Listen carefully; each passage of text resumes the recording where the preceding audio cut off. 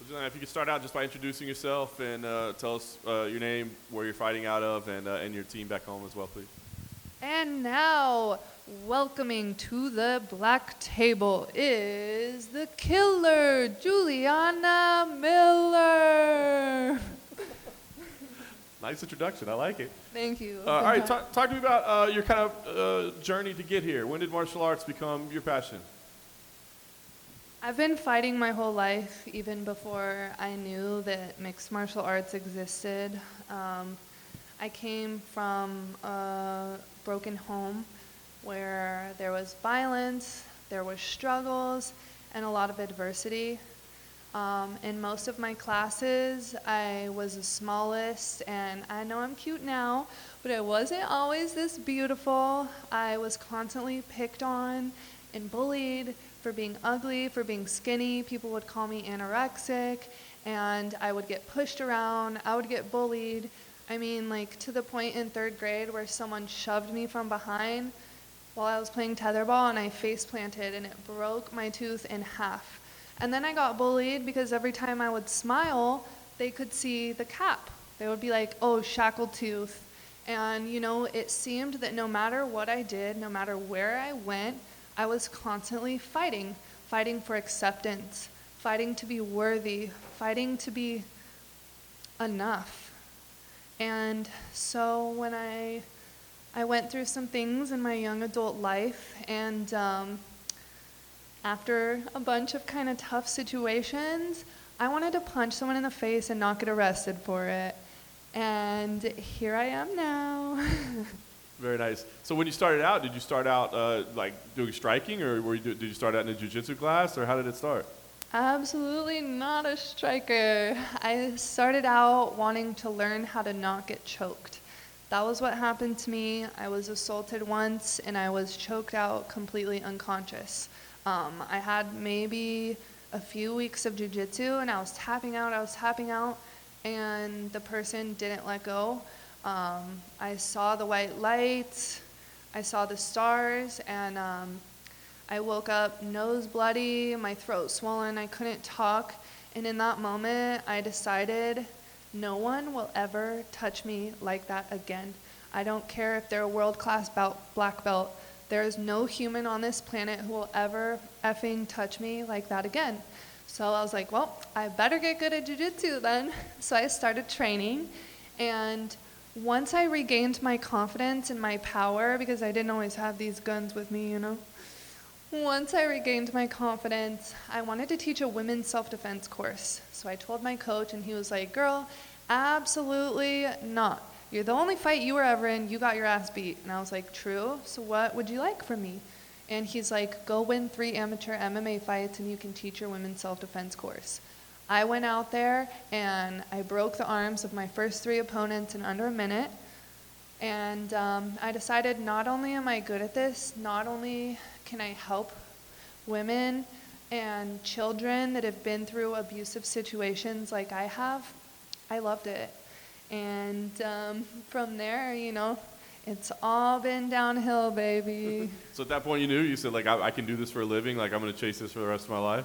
Yeah, and I loved the fact that, like, I could release a side of me where I could go apeshit on somebody, excuse my language, where I could just pop off on somebody and punch them in the face and not be at risk for getting arrested for it. That was a really good feeling.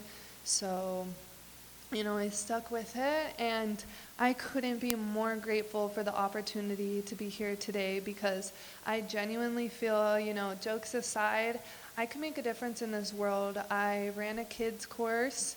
I was the head coach at 10th Planet San Diego, where I really got to make the difference in the lives of kids. And you want to know what I found out? The majority of kids are bullied, and the majority of women have been through traumatic situations. The majority of the population have been through stuff that they dare not talk about.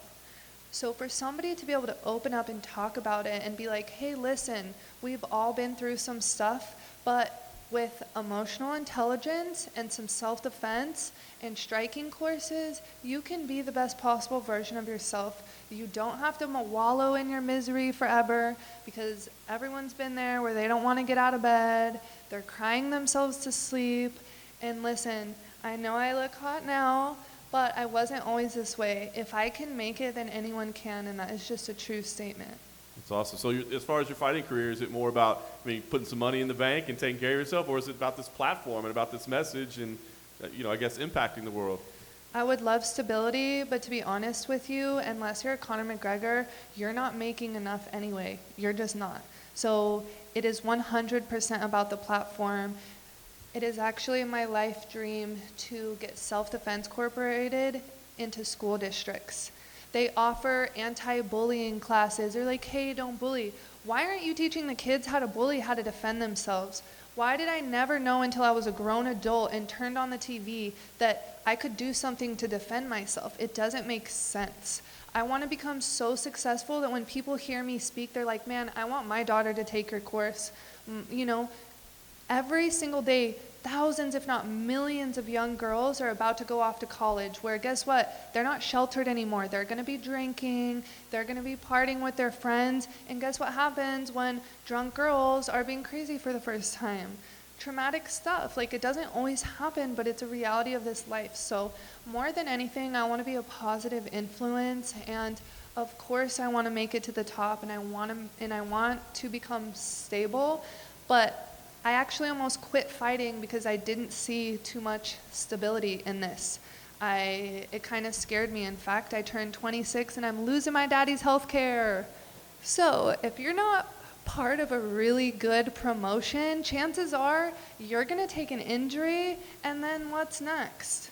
You're going to deal with it on your own. You might end up 30, broken, with nothing to show for it but a dope-ass story of the fact that you can be a killer fighter. And I want more than that. I want to make an impact on this world and in this life, and I know I can do it because I'm honest and I'm vulnerable, and I'm here for the people that need it. And there's a bunch of young girls and boys back home who will be watching this, and they've seen me just transform, just like this butterfly on my shoulder, transform into just the most beautiful, positive human being. So global impact is my reason. I like it. Talk about this experience, right? Just 2-1 in your career, right? And here you're on The Ultimate Fighter, potentially on the cusp of being in the UFC. Is it exciting? Is it a little scary? Is it nerve-wracking? What's the feeling right now? If there's like an A through D, I would choose the D, all the above, if I had the option. All of it, But I'm actually couldn't be more excited. My one loss was to a girl named Claire Guthrie. I really respect her. However, she is here, and I want a rematch. The thing is for months after that fight, I was like, dude, I suck. Like, I'm not a good fighter. And the other night, I rewatched our fight. I'm like, dude, I took this girl down 6 times. In the Kansas City's judges' eyes, unless you punch them in the face nonstop, they didn't see that as a win. And for me, I'm like, all right, in every single one of the series, the coaches have pointed up above the ceiling where it says, don't leave it up to the judges.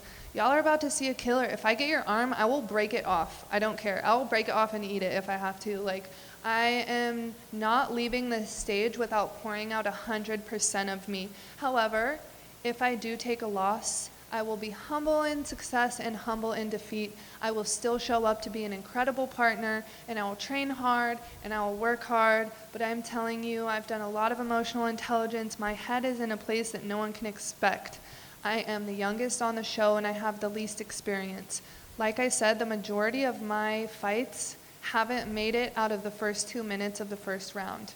So a ton of these girls have at least 3 5-minute rounds. They have 15 minutes multiple times. I only have one fight that's lasted 15 minutes, and I sure as hell don't want that to happen again. And I'm not planning on leaving it up to the judges. If I get you in any position, this time I'm not going to chill. I will use my fists, my elbows, and my attitude to split you open and then break your bones in half.